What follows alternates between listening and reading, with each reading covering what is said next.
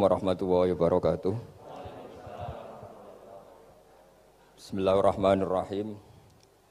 Tabarakalladzi nazzala al-furqana ala 'abdihi liyakuna lil 'alamin nadhira.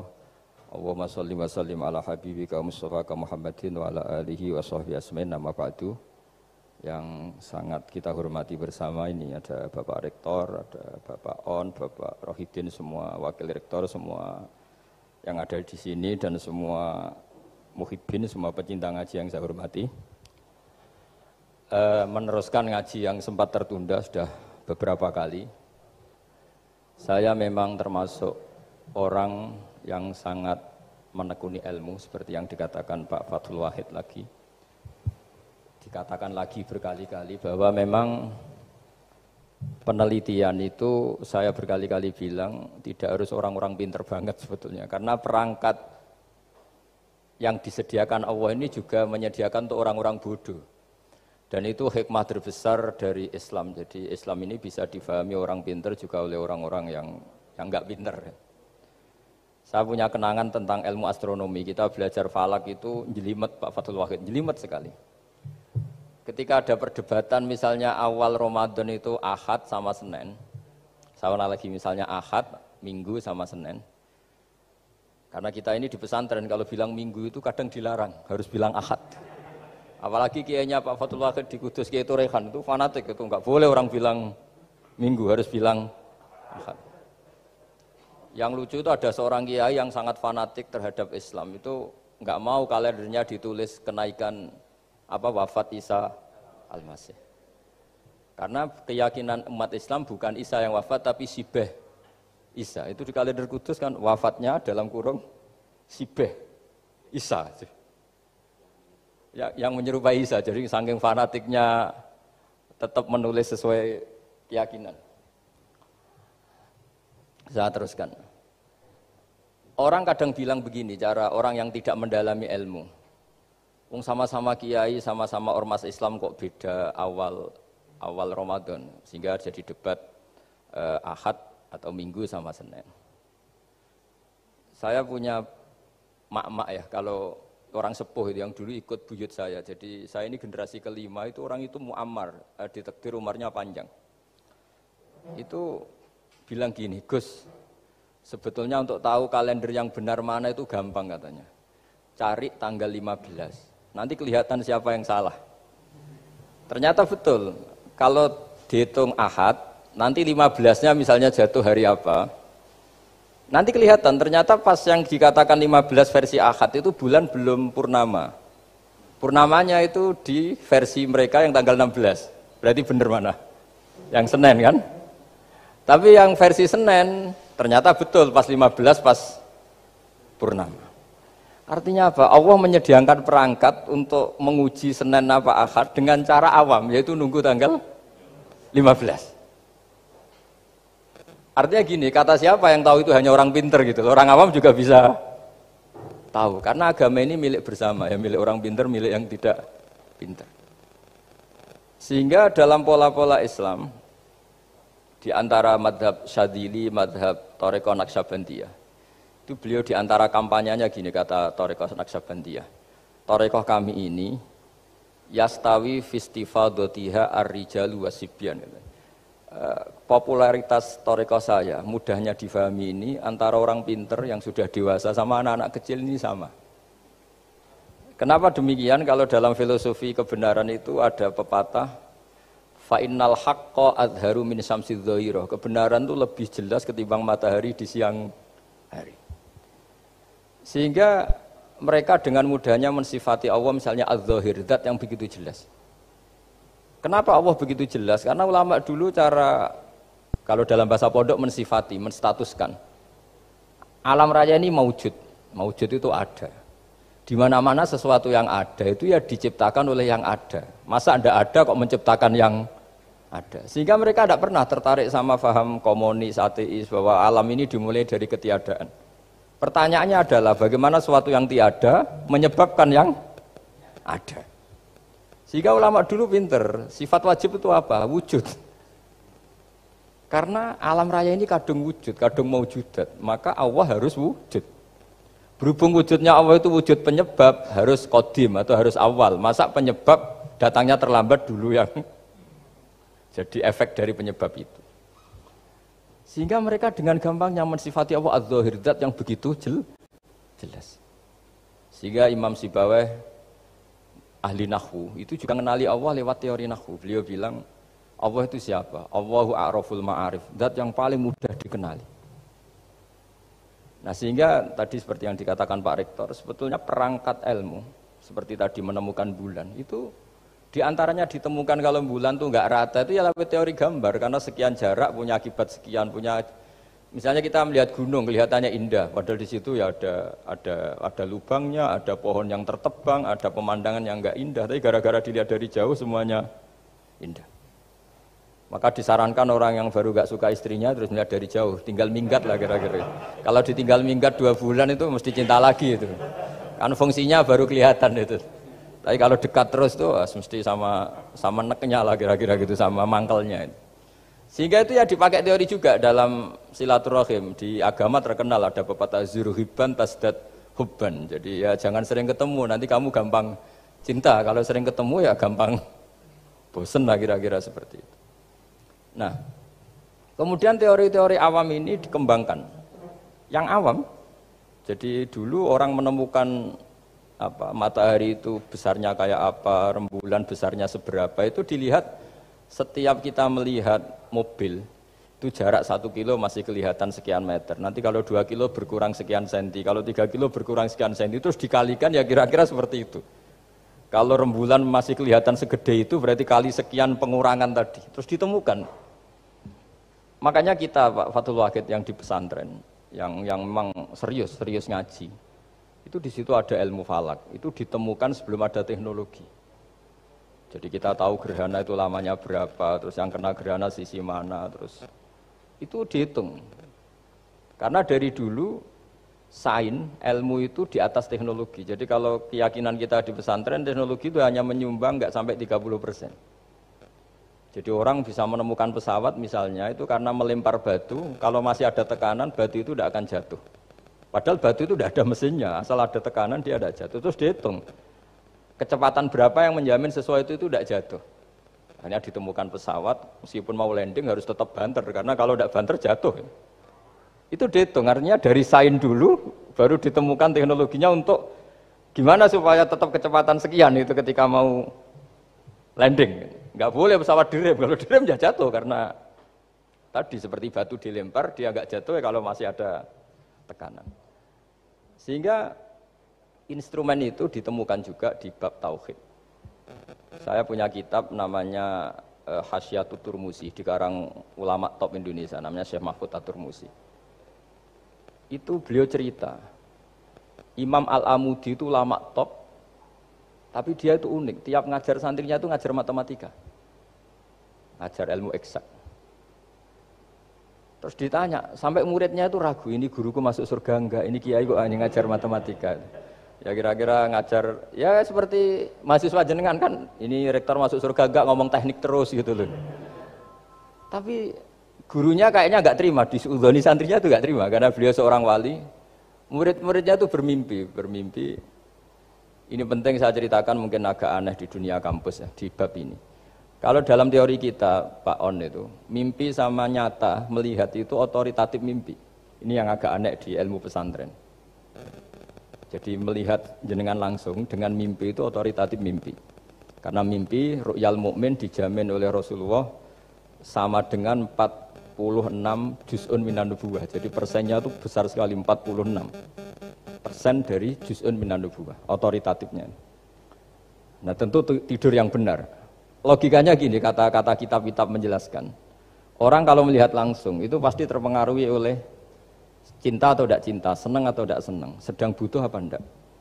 Jadi kalau saya sedang butuh dengan Pak Rektor itu melihatnya dengan penuh harapan.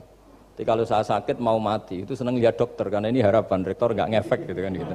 Tapi kalau saya politikus ngelihat ketua partai itu lebih respect ketimbang melihat dokter. Jadi gara-gara banyak kepentingan ini melihat itu nggak pernah jujur gitu, nggak pernah jujur. Jadi kebodohan manusia justru karena melihat itu kalau dalam teori kita. Makanya kalau dalam teori pesantren itu kebalik, anna sunyamun wa idza matu intabahu. Manusia itu hakikatnya tidur, baru setelah mati bangun. Misalnya kita di dunia nganggap uang itu penting, harta itu penting, jabatan penting. Setelah kita mati ternyata yang paling penting itu hanya sujud. Karena kamu itu kenangan ketemu Allah terbaik itu sujud. Yang kita anggap penting di dunia semuanya tidak penting. Yang kita anggap sepele kayak sholat ternyata itu super penting. Tapi sadar itu nunggu nanti di akhirat. Ya saya ini termasuk syukur yang sadar sebelum sampai akhirat. Jadi termasuk orang yang beruntung lah gitu. Nah, kenapa mimpi itu begitu penting? Karena tadi ketika orang tidur itu off semua, sistem sarafnya, sistem apanya. Yang ada hanya pengendalian Tuhan. Karena dia tidak bisa mengendalikan dirinya sendiri. Apalagi kalau tidurnya benar ya tentu pakai wudhu, terus pakai doa-doa, terus menghadap kayak mayit itulah, standar mayit itu menghadap ke kiblat kayak posisi mayit itu. Sehingga dia ada intervensi pada dirinya sendiri, ya tidak punya keinginan dari dirinya sendiri. Kamu kan nggak bisa ingin, wah tidur ingin ketemu wanita cantik kan tidak bisa nentukan gitu. Akhirnya ya benar-benar hanya milik Allah. Apalagi kalau kita bacanya benar, terus pikirannya benar. Makanya uniknya dalam Islam adalah doa mau tidur dengan wiridan setelah sholat itu ajarannya Nabi banyak mau tidur. Wiridan subhanallah 33, alhamdulillah 33, Allahu akbar 33 dan disempurnakan seterusnya itu ijazah Nabi kepada Sayyidah Fatimah itu untuk mau apa? Tidur. Bismika wada'tu jambi wa bismika arfa'u sampai doanya panjang. Allahumma aljatu zuhri ilaika, panjang sekali doa mau tidur. Saya yakin jenengan ndak hafal dan ndak. Paling ya bismika wada'tu jambi apa? Bismika Allahumma ahyawamu. Itu sebagian ustadz bilang itu doa ngaji katanya. Ada seorang ustadz saking mangkelnya, ibu sudah baca doa ngaji? Belum, tak juarai. Bismika Allahumma ahya bismika wa amut. Wah itu kan doa mau tidur Pak Ustadz. Iya biasanya kalau ngaji tidur. Jadi doa itu kalau itu doa mau. Akhirnya mimpi itu penting. Karena di situ manusia nggak punya nafsu, nggak punya keinginan. Sehingga yang ada itu kata Nabi itu ada sittatun wa arba'una juz'an minan nubuwah. Sehingga dulu itu mimpi itu jadi sarana betul. Kita tahu kan cerita orang-orang dulu. Fir'aun itu kurang jahatnya, kurang kelirunya. Dia mimpi ada api dari Bani Israel yang membakar kerajaannya. Dan semua pentawilnya sepakat itu maksudnya Anda akan dihabisin kerajaan Anda oleh bayi dari Bani Israel. Begitu juga raja zaman Nabi Yusuf, itu mimpi kalau ngalami ada 7 sapi yang gendut, dimakan oleh 7 sapi yang kurus. Jadi mimpi itu sarana, bahkan dari orang kafir. Karena ya tadi, yang preman ya nggak ada premannya, yang soleh ya nggak ada solehnya, semua dikendalikan oleh Allah Ta'ala pas tidur. Sehingga tidur ini menurut agama lebih otoritatif, asal dengan tidur yang benar. Jangan tidur sambil ngerokok, terus terbangun karena ininya kena itu. Nah, cerita-cerita unik begini kalau tidak orang pesantren itu tidak tahu. Karena ini memang khas pembalikan satu fakta yang diyakini orang banyak. Sehingga ulama dulu itu cerita, ini saya teruskan. Imam Amudi itu akhirnya murid-muridnya mimpi. Mimpi di situ tanya, Pak Ustadz, Anda masuk surga enggak ketika hidupnya hanya nerangkan matematika? Oh iya, saya bahkan enggak sekedar di surga. Malaikat dikumpulin Allah untuk mendengarkan presentasi saya ngajar matematika. Jadi kata dia cerita, Allah bilang gini ke malaikat, hei para malaikatku, kenapa kamu iman sama saya? Ya karena saya melihat engkau ya Allah, melihat kekuasaan engkau. Tapi imannya orang ini itu melebihi iman kamu. Wah ya tidak bisa, saya melihat engkau langsung, ini tidak melihat engkau langsung. Kenapa begitu yakin seperti yakin kita? Oh iya. Terus Imam Amudi, silahkan ajari matematika. Imam Amudi mulai ngajari matematika. Terus beliau ngajari ya sederhana. Angka 2, 3 sampai ribuan sampai jutaan itu bin nisbat ilal wahid nisbatun wahidah, yaitu nisbatul far'i ilal asli. Hanya ngajar itu dok.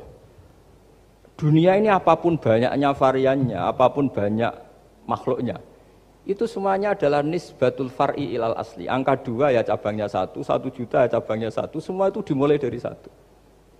Jadi di mana-mana hitungan itu dimulai dari 1. Dan 1 ini harus ada, yaitu Tuhan. Matematika akhirnya malaikat, wah keren juga maksudnya. Keren juga maksudnya. Akhirnya Allah bilang, dan itu didawuhkan juga oleh Rasulullah SAW, tuba liman amana bi walam yaroni. Yang hebat itu imannya orang yang enggak melihat saya. Makanya masyhur itu, malaikat ditanya Allah, siapa imannya yang paling kuat? Ya kita, karena melihat engkau langsung ya Allah. Para nabi. Terus tapi yang dari sekian pertanyaan itu jawab sama, yang paling ajaib adalah umat-umat Muhammad di akhir zaman, enggak menangi nabinya, juga enggak pernah lihat surga neraka, tapi iman sama saya. Dan mereka punya cara untuk imannya itu berkualitas sama dengan kamu para malaikat. Ya diantaranya dengan cara logika tadi yang saya utarakan tadi. Am khuliqu min ghairi syai'in am humul khaliqun. Kalau alam raya ini wujud, maka penyebabnya harus sesuatu yang wujud. Masa sesuatu yang enggak wujud menyebabkan yang wujud. Kalau angka 10 ada, 1 juta ada, pasti dimulai angka 1. Makanya nisbatusnaini wal arba'ah ila ma la nihayatalaha itu semuanya nisbatul far'i ilal asli. Semua angka berapapun jumlahnya itu binisbat ilal wahid adalah nisbatul far'i ilal asli. Itu cara-cara, makanya tadi kajian ilmu itu tidak ada habis-habis. Makanya perasaan saya itu kemungkinan orang Islam jadi ateis itu kecil, Pak Fatullah.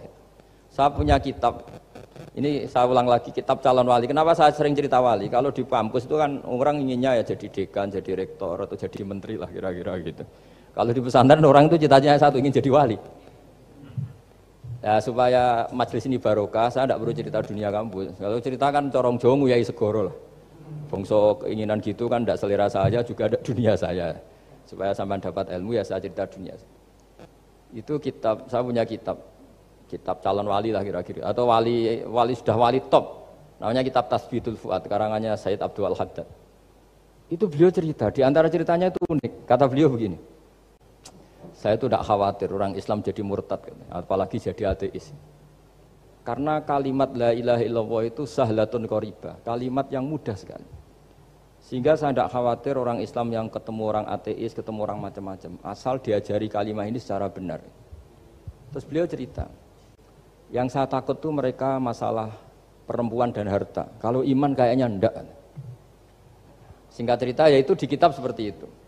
Singkat cerita saya ketemu banyak orang yang kuliah di McGill atau kuliah di Amerika, di Jerman, mungkin di Norwegia, di mana-mana, di Australia, dan ketemu teman-teman yang di Korea Selatan juga. Mereka itu orang kebanyakan yang nyuwun sewu enggak keluarga kiai, tapi mereka enggak ada yang enggak tetap iman. Ketika saya tanya, kenapa Anda tetap iman? Padahal ada beberapa negara yang lebih stabil, lebih makmur dibanding negara yang mengklaim sebagai negara Islam. Itu cara berpikir ya sederhana. Enggak lah Gus, kayaknya kok Tuhan kok ada tanggal lahirnya, enggak lah, kayaknya yang namanya Tuhan tuh ya awal lah. Masa pencipta langit bumi dituhani orang yang lahirnya di bumi, kayak enggak lah kayaknya. Jadi ya berpikir sederhana. Padahal ya kurang ajarnya Masya Allah. Anak ini ya dugem ya macam-macam, tapi kalau ditanya disuruh yang lain enggak mau dia. Enggak lah, kayaknya yang benar tetap Islam. Karena kalimat ini yaitu tadi eksistensi Tuhan, tadi eksistensi Allah itu la ilaha illallah itu kalimatun sahlah, kalimatun qoribah, kalimah yang begitu mudah difahami. Kenapa mudah difahami? Misalnya kita ngaji, Tuhan itu siapa? Yang menciptakan langit dan bumi. Dengan misalnya perbandingan, Tuhan itu siapa? Yang lahir di bumi tahun sekian. Enak mana cara kita menerima itu? Kan keren yang menciptakan langit dan bumi. Tuhan itu siapa? Yang ada sebelum langit dan bumi. Dengan misalnya Tuhan adalah yang lahir di bumi. Keren mana? Nah, bayangkan kalau kita punya Tuhan Fir'aun, sudah mati jadi tontonan kan, terus gak keren maksudnya punya Tuhan kok seperti itu. Nah ini yang katanya Syekh Abdul Haddad, kalimat ini sahlatun qoribah. Sehingga kalimat ini pula yang kita dilatih, la ilaha illallah kalimatu haqqin alaiha nahya wa alaiha namut wa alaiha nub'ats atau wa biha nub'atsu insyaallah ta'ala minal aminin. Nah, saya sebetulnya tadi datang itu tidak ingin menjelaskan ini, tapi tadi kata Pak Fathul Wahid, ilmu itu kalau dikaji tambah hari tambah mudah, karena perangkat untuk menemukan bulan itu misalnya nggak rata itu gampang sekali. Pakai teori pemandangan ya bisa, pakai teori gambar juga bisa. Kalau teori pemandangan tadi, kalau kita bisa melihat mobil 2 meter masih kelihatan 2 meter, itu dengan jarak berapa masih orisinil seperti itu. Tambah jauh, tambah tidak kelihatan, tambah jauh, tambah. Nah ternyata setelah 5 kilo misalnya tidak kelihatan, berarti untuk jumlah 2 meter hilang per 5 kilo. Nah berarti kalau bulan masih kelihatan segitu, berarti jarak kita dan bulan kira-kira sekian kilo itu bisa dihitung, itu tanpa teknologi.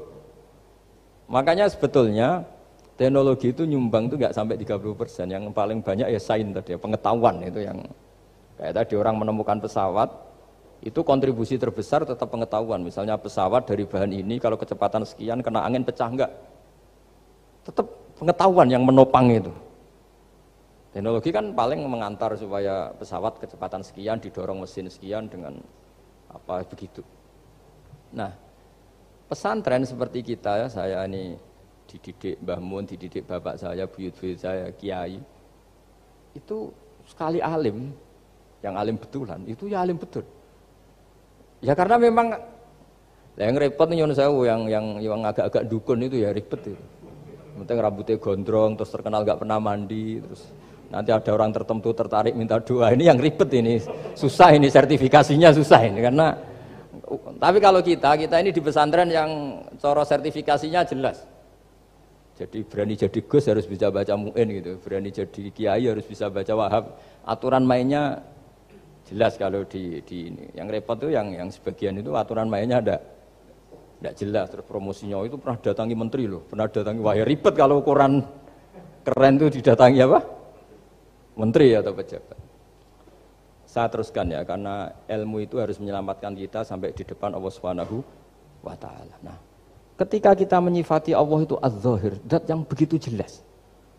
Itu kalau kita kan kok begitu jelas padahal nggak bisa dilihat, terus kita sendiri tidak pernah melihat.